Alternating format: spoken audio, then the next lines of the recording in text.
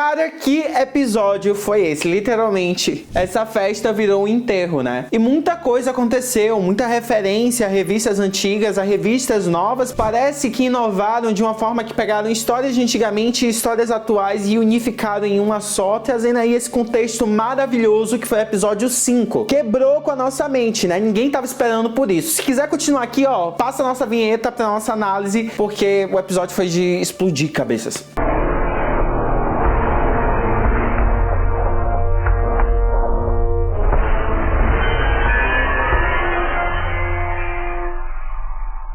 Fala Geeks, aqui é o Linus e esse episódio foi literalmente uma montanha russa, né? Começando com o dia a dia dos X-Men, com pilantragem, traição, tudo aquilo que a gente já conhece das revistas, indo direto pra um buraco onde traz um caos assim inexplicável. Logo no começo do episódio a gente tem meio que uma entrevista aí dos X-Men para o mundo, né? Como de certa forma o Ciclope chegou a falar, parecia, pelo menos pra mim, que eles estavam tentando provar ser humanos, né? Algo que se a gente pensar já pela intenção de como tava rolando aquela conversa, não estava sendo certa. Afinal, por que um mutante ele precisa fazer uma entrevista para provar que ele precisa ser aceito pela sociedade? Uma coisa que não faz sentido, né? Graças a Deus, o nosso mundo tá evoluindo. E é nesse mesmo corte de cena que a gente tem a Genosha sendo apresentada aí pelo Magneto, a Rogue e o Gambit, com várias participações de personagens que constantemente aparecem nas comics, como o Exodus, a Fada, a Dazzler, a Cristal, né? E a gente fica feliz de ver esses personagens. Mal sabe o que espera a gente pro final, né? Mas enfim, toda a ideia a princípio é mostrar pra gente como Genosha funciona, o que parece muito mais com Krakoa, que é a ilha mutante a qual os mutantes eles tiveram aí o seu enredo recentemente nas revistas. Mas aqui, de Genosha só utilizaram o nome mesmo, viu? Porque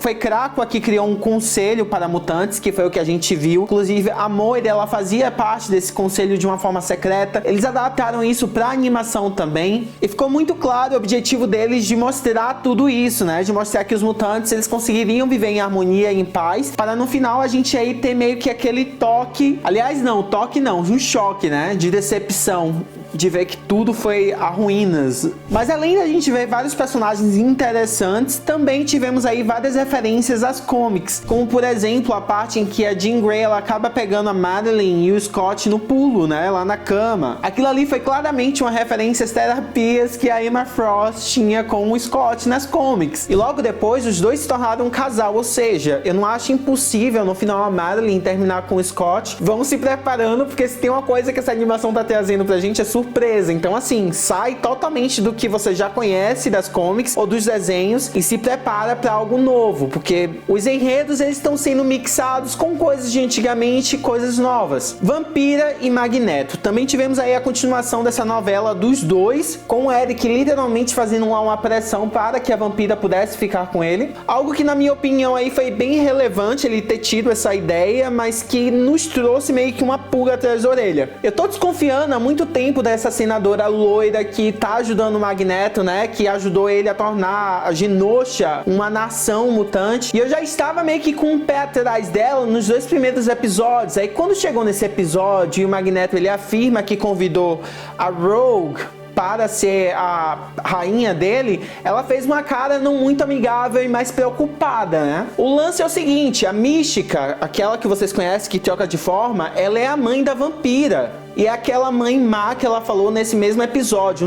No entanto, a Mística, ela sempre tenta se reaproximar da Vampira. E até agora, ela não apareceu nesse episódio. A cara de preocupação que aquela mulher fez, eu não sei, mas eu aposto quase todas as minhas fichas de que ela seja a Mística, a Raven. Mas enfim, voltando ao ápice desse episódio, que ápice, né? O episódio teve tanta informação jogada que é muita coisa pra falar. O Cable do nada aparece pra Madeline pedindo pra abaixarem o som e logo atrás a gente começa a ouvir sons de estrondo, explosões acontecendo e a gente fica tipo, putz, um reencontro de mãe e filho tá acontecendo ali. Ele era criança, agora ele é adulto, ela tá vendo ele é adulto. Mas isso não dura muito, o que a gente fica se perguntando é, o Cable ele na verdade tentou evitar que aquilo ali acontecesse ou ele tentou mudar um futuro que já estava predestinado a acontecer? É basicamente a mesma coisa, né? Mas a impressão que eu tive é que ele já tinha feito isso várias vezes, inclusive inclusive, quando a mãe dele fala dos olhos dele, não parece que ele viveu aquela cena apenas uma vez. Aquilo ali não parecia ter sido vivido apenas uma vez.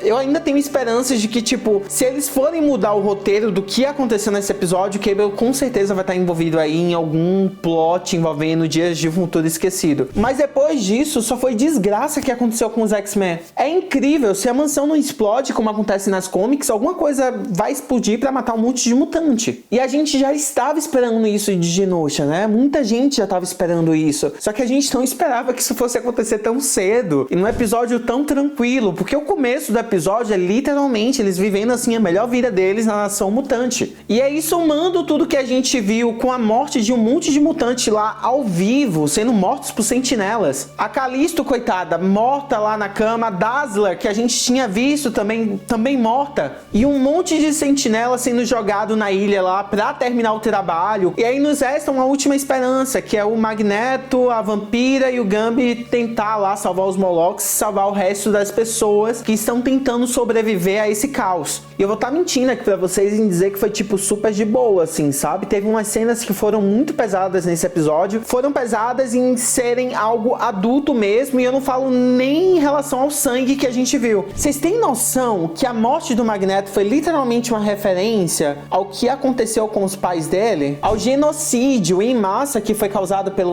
Vocês sabem do que eu tô falando, né? A forma que ele abraçou os Morlocks e olhou para o Lich, falou pro Lich não sentir medo, cara, aquilo ali foi uma referência absurda, e ele ainda falou em alemão. Tipo, não tem como você não se sensibilizar vendo uma coisa dessa, sabe? Foi algo que aconteceu na nossa vida real e aconteceu na animação com uma referência, assim, clara. E eu não sei se isso pesa muito pra mim, porque eu cheguei a visitar um dos campos de concentração de Auschwitz, que hoje em dia é meio que um museu pra lembrar as pessoas de tudo que aconteceu. E assim, é muito pesado tudo que você vê lá. Nossa, foi muito pesado mesmo, viu, velho? Muito pesado. Nossa, dá vontade de chorar só de lembrar. É uma sensação, assim, surreal. Só quem foi vai entender o que eu tô falando e vai entender o peso que se torna falar disso depois de ver um negócio desse, sabe? Mas enfim, logo após a gente tem um sacrifício do Gambit que teve um peso muito maior. Lembre-se disso. Né, justamente por ele ter terminado com a Vampira e por ele ter deixado claro para ela que iria esperá-la. Imagina você ter alguém que você ama muito e aí você fala para essa pessoa: olha, eu vou ali comprar pão, me espera que a gente vai fazer um monte de coisa quando a gente voltar. E aí você vai, e aí quando você volta a pessoa tá morta, e aí tipo todos os planos que você tinha com a pessoa de viajar, de fazer um monte de coisa, se acaba. É basicamente isso, mas de uma forma muito pior. A gente entende o lado da Vampira, dela tentar, tipo, ter o prazer de tocar em alguém, né? E por isso ter deixado o Gambit de lado. Mas ela entendeu muito tarde que existem coisas que são mais profundas do que o toque, né? Enfim, o que também é uma mensagem pra gente como adulto. Às vezes a gente tem prioridade em uma coisa e acaba deixando outra que... Enfim, vocês entenderam o que eu quero falar. E o pior de tudo foi ver que no final ela estava lá realmente arrependida, né? Em uma posição, segurando ele. Me lembrou muito a capa de revista da morte do Superman. Talvez tenha sido também uma referência. Inclusive, rolou meio ali que um toque ao Godzilla, né? Que tá nos cinemas agora. Não sei se isso foi planejado. Eu creio que foi muito bem planejado.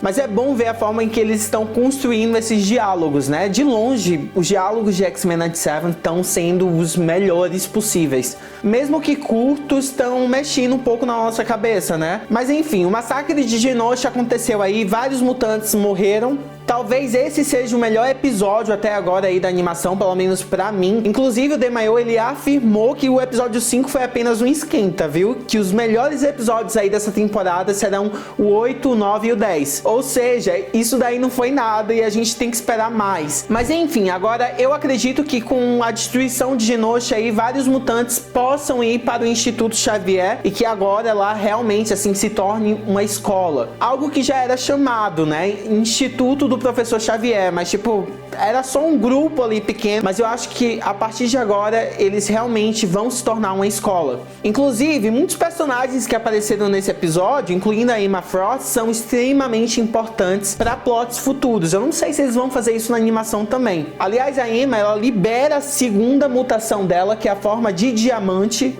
com o final de Genosha, algo que possa acontecer ainda nessa temporada. Mas enfim, a gente precisa esperar pra ver, né? Eu me animei muito com esse episódio, foi incrível, cara, incrível. Tudo que eu esperava ver de X-Men aconteceu aí nesse episódio. Comenta aqui e fala pra mim se vocês gostaram também, dá o like, compartilha aqui o nosso vídeo, porque vai ajudar muito a gente. A gente tá começando a falar aqui mais de X-Men, estamos trazendo mais vídeos aí sobre o time, então eu espero que vocês gostem, tá bom? Muito obrigado, valeu, até a próxima semana, a gente vai trazer mais análise. Tchau!